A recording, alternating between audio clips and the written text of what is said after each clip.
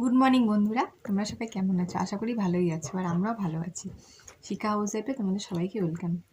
তো দেখো, এই যে চা খাচ্ছি। ভাবলাম চা খাই, তোমাদের সাথে একটু কথা বলে ভিডিওটা শুরু করি।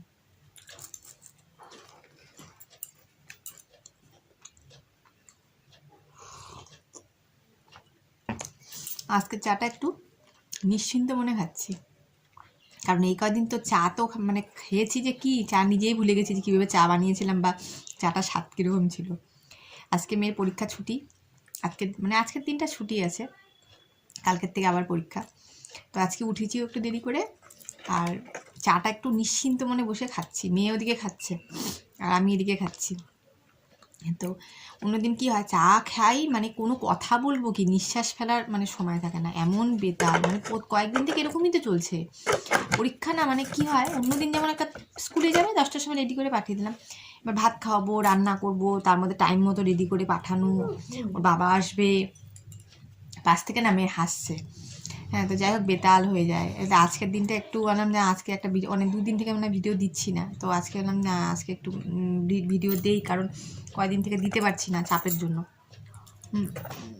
তো ঠিক আছে বন্ধুরা, সারাদিন কী কাজ করি না করি দেখতে থাকো, আশা করি তোমাদের ভালো লাগবে।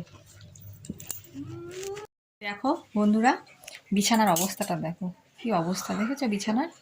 দেখো, এগুলো এখন গোছাতে হবে। শীতকালের বিছানা গোছাতে না খুব ঝামেলা, তাও আছে দেখতে পাচ্ছ তোমরা, বিছানায় সেরকম কিছু নেই না। দাঁড়াও দেখাচ্ছি কোথায় দিয়েছি। দেখো, এগুলো এখন গোছাবো। বললাম না কালকে রাতে না ঠিকমতো ঘুমটা হয়নি, মানে এত ভয় পেয়ে গেছিলাম না, তোমাদেরকে বলছি কারণটা, পরে বলছি তোমাদের। এই দেখো, এগুলো রোদে দিয়ে দিয়েছি সব আমি, দেখেছো? এই দেখো বারান্দায় দিয়েছি, আর এই যে এই কাঁথাটাও দিয়েছি, তোমার দাদাভাই গায়ে দেয়, এগুলো দিয়েছি বাইরে। আর বিছানাটা এখন গুছাবো, ওই জন্য সব মনে হচ্ছে ফাঁকা ফাঁকা। আর কালকে রাতে ঘুমটা ঠিকঠাক হয়নি, তো ওই জন্য সে উঠতেও দেরি হয়ে গেছে। তোমাদেরকে পরের সপ্তাহে বলছি যে কী হয়েছিল, কেন রাতে ঠিকমতো ঘুমাতে পারিনি, তোমরা জানতে পারবে। খুব ভয়। তো দেখো বন্ধুরা, ঘরের কাজকর্ম সেরে এখন চলে আসলাম রান্নাঘরে সকালের খাবার বানাতে।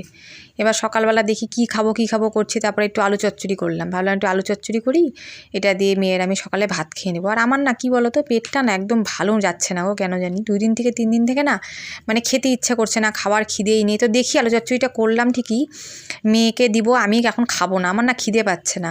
দেখি পরে যদি খিদে পায় তাহলে খাবো, আগে মেয়েকে তো দিইনি। তো মেয়ে বললো মা আলু চচ্চড়ি করো, ওটা দিয়ে ভাত খেলাম, ঠিক আছে ওটা দিয়ে আলু চচ্চড়ি খেতে মেয়ে ভালোবাসে। তো ওই মেয়ের ভাত বেড়ে দিলাম, মেয়েকে বললাম তুই খেয়ে নে, আমি পরে খাবো, আমার আরও কতগুলো কাজ আছে ওগুলো করে নিই। পেটটা কেন জানি কেন কদিন থেকে একদমই ভালো যাচ্ছে না। এই ঠান্ডা পড়লে না তখন আমার একটু পেটের সমস্যা বেশি হয়, তখন হজমটা কম হয়, হাঁটা চলাটা কম হয় না, আরও ঠান্ডা বলে তো আরও হাঁটা চলা কম হবে, তখন আরও হজম হবে না, খাওয়া দাওয়ার খুব সমস্যা হয়, এখন খিদে থাকে না, খুব অসুবিধা হয়ে গেছে।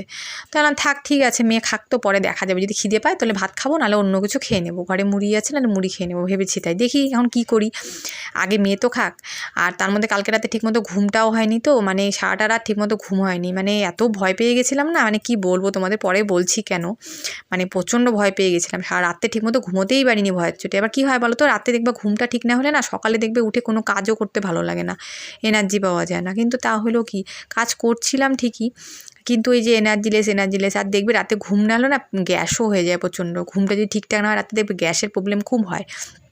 কাজ তো তাও করতে হবে, আমার তো ছুটি নেই, তার মধ্যে যেহেতু মেয়ের পরীক্ষা, নাহলে হয়তো আরও একটু দেরি করে উঠতাম।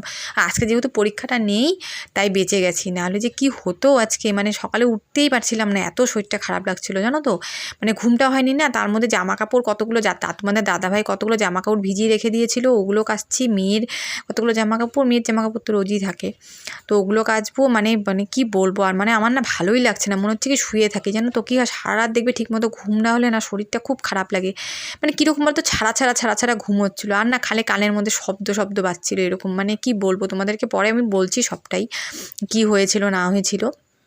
তো মানে এরকম মানে ভয় আমি কোনো দিন পাইনি, আমি অনেক সময় লাইট বন্ধ করে থাকি ঘরে, মানে লাইট বন্ধ করেই ঘুমাই, কিন্তু না এরকম ভয় আমি কোনো দিনও পাইনি।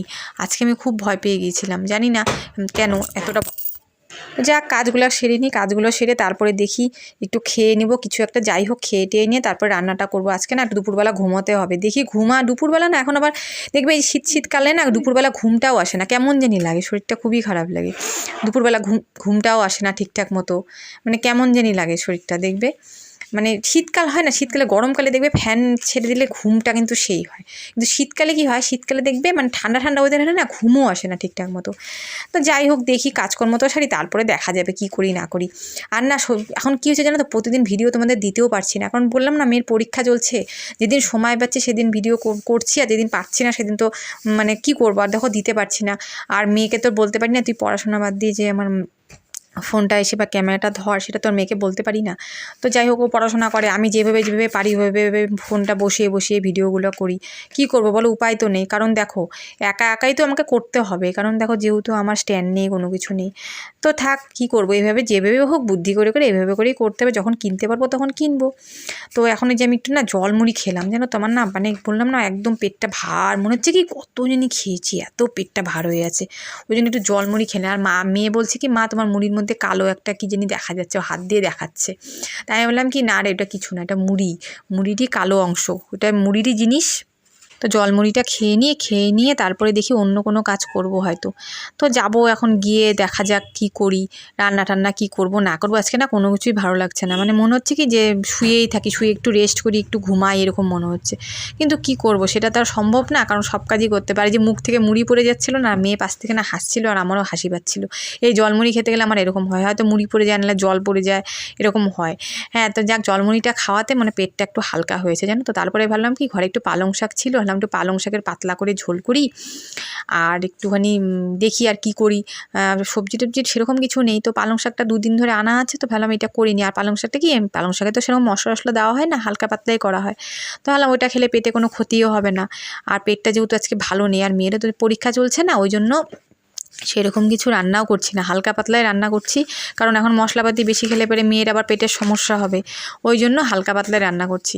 আর ওই পালং শাকটা কি, পালং শাকে তো বেশি মশলাপাতি দিতে হয় না, হালকা পাতলাই রান্না হয়, ওইটা খেলে কোনো ক্ষতিও করবে না। আর করতে হবে শীতকালে পালং শাকের পাতলা ঝোল খেতে কি ভালো লাগে না, আমার তো খুব ভালো লাগে। পালং শাকের পাতলা ঝোল করব, আর সঙ্গে যাই হোক কিছু একটা দেখি করে নেব। তো এখন মানে এখনও ঠিক করিনি কি করব, পালং শাকগুলো তোকে কেটে নিলে কাটতেও অনেক সময় লাগে। আর দেখো বেগুনটা এত দাম দিয়ে বেগুন এনে, বেগুনের মধ্যে দেখো পোকা, মানে কি বলবো, আর এত বড় দেখো এখনকার বেগুনে যদি পোকা হয়, তোমরা বলো শীতকালের বেগুনে পোকা হয় আমি জানি না, গরমকালে বেগুনে হ্যাঁ পোকা হয়, কিন্তু শীতকালের বেগুনে পোকা হয় বলো তো। দেখো আমার সবজি কাটা কিন্তু শেষ, এই বেগুন ভাজা কেটে রেখেছি, আর হচ্ছে তোমার কতগুলো ধনেপাতা ছিল, ধনেপাতাগুলোকে কেটে রাখলাম, লঙ্কা দিয়েছি এর মধ্যে, এটা বাটা করব। আর এই যে পালং শাক কেটে রেখেছি, এখন এগুলো তরকারি করব, তরকারি টরকারি করে তারপরে আজকে দুপুরে এটা দিয়ে খাওয়া হবে। তো ভাবলাম কি যে আগে তোমাদের একটুখানি পালং শাক রান্না করাটা একটু দেখিয়ে দিই। আমি তো রান্না করতে পারি না সেরকমভাবে, তোমরা কীভাবে করো জানি না, আমি তো এইভাবেই করি, আমি তো পালং শাক এইভাবেই রান্না করি। কী জানি হয়তো আমি ভাবে কি জানি আমি আর হয়তো ভুল টুল হয় নাকি, হয়তো অনেকে অন্যরকমভাবেও করতে পারে, কিন্তু আমি জানি পালং শাক কিন্তু এরকম হালকা পাতলা করেই করে। তো আজকে যেহেতু বড়ি নেই, তো বড়ি তো আর দিতে পারলাম না, তো লবণ হলুদ দিলাম, আর হচ্ছে একটুখানি নেড়ে দিয়ে তাহলে কি একটুখানি টেনে নিবে, তাহলে কড়াইটাতে নাড়তে সুবিধা হবে। এক কড়াই দেখো, এক কড়াই পালং শাক হলো, কিন্তু এক কড়াই কিন্তু হবে না জানো, কমে গিয়ে কতটুকু হয়ে যায় পরে রান্না করার পরে। তো দেখো আমার রান্নাবাড়িও কমপ্লিট।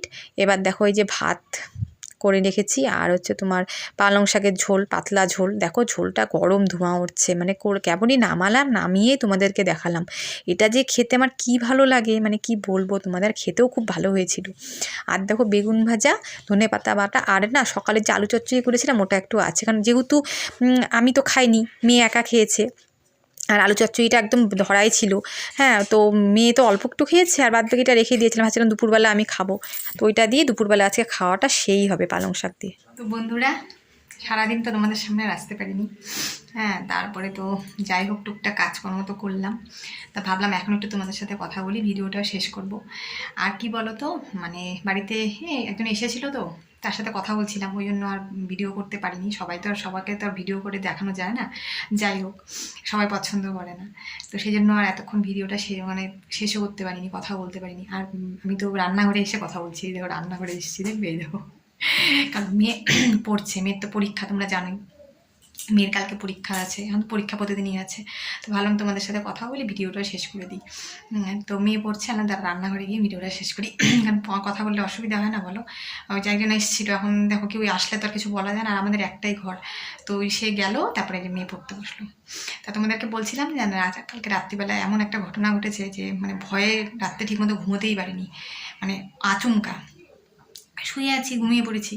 তারপরে হঠাৎ দেখি কি খুব শব্দ হচ্ছে, মানে অন্ধকার ঘর, এবার দেখো খুব শব্দ হচ্ছে, মানে আমার যে টেবিলটা যেটার মধ্যে মেয়ের বই টই থাকে ওটার মধ্যে কি শব্দ হচ্ছে, মানে খুব জোরে জোরে শব্দ হচ্ছে, মানে কেউ মানুষ মানে কোনো কিছু শব্দ করলে এরকম, মানে বা কোনো পোকা টোকা বা যাই হোক বলা যায় না, ভয়ও তো লাগে না, শব্দ হচ্ছে ওরকম। আলমারির পিছনে শব্দ হচ্ছে, ধাপ ধাপ করে মনে হয় কেউ ধাক্কা দিচ্ছে। হঠাৎ করে ঘুমটা, আমার না ঘুম খুব পাতলা, আমার এরকম আওয়াজ হলে না ঘুম ভেঙে যায়। তো হঠাৎ করে না কী হলো, হঠাৎ করে তোমাদের দাদাভাইকে ডাকলাম যে কী গো দেখো ঘরের মধ্যে কেমন জিনিস শব্দ হচ্ছে, কী হইলো হঠাৎ করে, পুরো ভয় পেয়ে গেছি। তারপরে উঠলাম, আমি তো নামতেই চাচ্ছিলাম না ভয়ের চোটে। তারপরে যাই হোক দাদাভাইকে বললাম তুমি আগে নামো, তারপরে দাদাভাই আগে নামলো, নেমে আগে লাইটটা জ্বলালো, জ্বলাই নিয়ে গিয়ে দেখে কি জানো, মানে কি বলবো, এত ভয় পেয়েছিলাম না, মানে এলাম কি না কি ঘরের মধ্যে, দেখি কি চিকা, এত বিশাল বড় চিকা, দুটো চিকা। আর মানে একটা মানে আমার টেবিলটার নিচে ওই যে মেয়ের পরের যে বই টই থাকে, মানে ফ্রিজের পাশে যে টেবিলটা তোমরা দেখেছিলে না, ওর নিচে একটা গামলা আছে, ওই মধ্যে গিয়ে শব্দ করছে। দেখি কি ওর মধ্যে দুটো চিকা, মানে ঝগড়া করলে যেমন হয় ওরকম শব্দ করছে, আর ধাম ধাম করে মানে গামলার মধ্যে বাড়ি দিচ্ছে, এরকম শব্দ করছে। তারপরে দেখি দৌড়ে দেখি আলমারির পিছনে ঢুকে গেল। তখনই বুঝলাম এই চিকার গাছ, আলমারির পিছনে শব্দ, মানে তোমরা বিশ্বাস করতে পারবে না, মানুষের মতো শব্দ। আমি প্রচণ্ড ভয় পেয়ে গেছি, অন্ধকারে ঘরের মধ্যে যদি রাত্রিবেলা ওরকম শব্দ হয় তোমরা ভয় পাবে না বলো তো? যাই হোক সেই ভয় পেয়ে গেছি। দেখো চিকা কামড় দিলে জানো ইঞ্জেকশন নিতে হয়, এটা আমার একটা ভয়। মেয়ের পরীক্ষা, এখন পরীক্ষা বললাম না, আমার খুব টেনশনে আছে, পরীক্ষাটা শেষ না হওয়া পর্যন্ত। টোটো গেল। তারপরে সেই তারপরে উঠলাম, উঠে দেখে টেখে নিয়ে তারপর দাদাভাই তো সেই বাড়িটারি দিল, সব জায়গার মধ্যে বাড়িটারি দিয়ে টিকাকে কোথার থেকে বের করবো, সে কি আর নিজের থেকে বের না হতে কিছু করে না, দরজা তো আটকানো, বেরোতে পারবে না। খুব চিকার উৎপাত হয়েছে গো, আমাদের রান্নাঘরেও চিকা ঢোকে বের হয়। এবার রাত্রিবেলা ঘরের মধ্যে ওরকম শব্দ হলে কী করে বুঝবো যে চিকা শব্দ হচ্ছে, ভয় লাগে না বলো? যাই হোক তারপরে দেখলাম, দেখে টেকে রাত্রিবেলা তারপরে তারপরে শুলাম, শোয়ার পর তারপরে না কী হয় বলো তো, একবার দেখবে ঘুমটা যদি ভেঙে যায়, ওই ঘুম কিন্তু আর ঠিক মতো হয় না, কেমন আমি একটু ঘুমাচ্ছি আবার ছাড়া আবার একটু জানা পাচ্ছি, আবার একটু ঘুমাচ্ছি, এরকম হয়েছে জানো। ওই জন্য আজকে উঠতেও দেরি হয়ে গেছে, অনেক দেরিতে উঠেছি, এই জন্য আজকে কাজও দেরি হয়ে গেছে। তাও তো মেয়ের পরীক্ষাটা নিয়ে বেঁচে গেছি বলো, নাহলে কি হতো বলো তো, পরীক্ষার মধ্যে যদি এরকম দেরি করে উঠতাম, মানে ঘুম যদি না ভাঙতো, এবার কি রাতে ঘুম না হলে সকালে উঠতে দেরি হয়ে যায় না, অনেকটাই দেরি হয়ে গেছিলো। যাই হোক তারপরে সেই ঘুমালাম, ঘুম থেকে উঠে সকালবেলা তারপরে বেলা করে উঠলাম, উঠে তারপরে মেয়েকে বললাম, জানিস মেয়ে তো ঘুমাচ্ছিল, মেয়ে তো কিছু জানে না, মেয়েকে বলে এই ঘটনা, মেয়ে তো শুনলে ভয়ের চোটে নামবেই না, বাথরুমেই যাবে না, আমাদের তো ঘরের ভিতরেই বাথরুম, তোমরা তো দেখেছো, তো বাথরুমে যাবে না ভয়ের চোটে। আমারও ভয় লাগে, যেন চিকা যদি কামড় দিয়ে দেয়, আমার খুব ভয় পাই গো এটা আমি। যাই হোক কালকে এরকম ভয়ে ভয়ে রাত্রিটা কেটেছে জানো, এত ভয় পেয়ে গেছিলাম না আচমকা, মানে কি বলবো। যাই হোক তো ঠিক আছে বন্ধুরা, সারাদিনের ভিডিওটা তোমাদের কেমন লাগলো অবশ্যই জানাবে।